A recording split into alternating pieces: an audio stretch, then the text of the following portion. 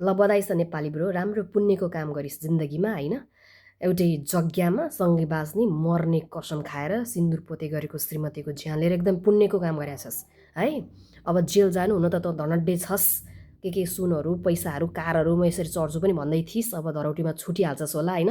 1-2 हप्ता 1-2 महिना त होला बस्ने त जेलमा हो। नेपालको कानुन त्यही त हो, राम्रो छ नेपालको कानुन। त्यही भएर त हत्याकाण्डहरू एकदम कम हुन्छन् नि त। डर करले जसलाई जसरी मारेको हो, जसरी जसको ज्यान लिएको हो त्यही अनुसारको उसको पनि मरण, उसको पनि ज्यान लिने भए पो बल्ल डर कर हुन्छ र यस्ता घटनाहरू घट्दैनन्। विदेशतिर यस्ता छ्यापछ्यापी घटना घट्छन् त, एकदम रेयरली घट्छन् नि त। त्यस्तै दिमाग सर्केकाको घट्छन्। गएपछि एउटा घटना घटाएपछि त्यसको जिन्दगी सकियो।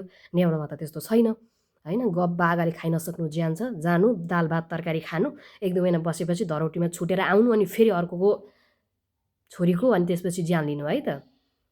कस्तो डरलाग्दो घिनलाग्दो चरित्र भएको मान्छे रहेछ यो। कति पनि दयामाया जागेन तेरो मनमा कि आफ्नो श्रीमतीमाथि त्यसरी प्रहार गरिरहँदा? उनी तेरी मात्र श्रीमती थिइनन् क्या, कसैकी आमा, कसैकी छोरी, कसैकी बुहारी, आन्टी, सानीमा, फुपू, सबैसँगबाट छुट्टाइस्, सबैसँगको सम्बन्ध टुटाइदिस् होइन तेरो एकछिनको रिसले।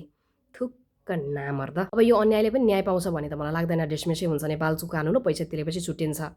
तर अब त्यस्तो हुन चाहिँ अब अन्त हुनु भएन है। अब त्यही त क्या, समातिरी भनेको ऊ हाउरी जाने तुलझा, पल्झा, बालेन्द्र झा, कहिले बालेन्द्र झा नि समातिरी हुन्छ क्या, बेर लाउँदैन क्या। बेर लाउन नि यहाँ फेरि ओहो, कुनै केसमा फस्न बेर लाउन नि, फसाइन।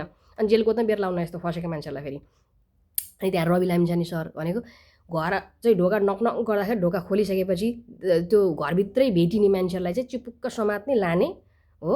त्यो कुनै ठुलो इस्युज नै होइन, ठुलो अपराधै होइन यो, जेसम्म लानुपर्ने कुरै होइन।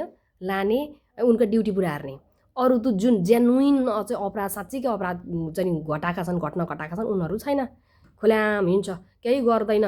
उनीहरूलाई छोड्ने, उनीहरूलाई समात्ने त त्यो त छँदै छैन। नेपालमा त्यो हुन्छ नि, अब सबै यसै गरेर सिद्धिने हुन् क्या सबैजना, यसै गरेर सिद्धिनु नि, ठिक छ। के बोल्ने यार, गरम मात्र भयो मलाई त।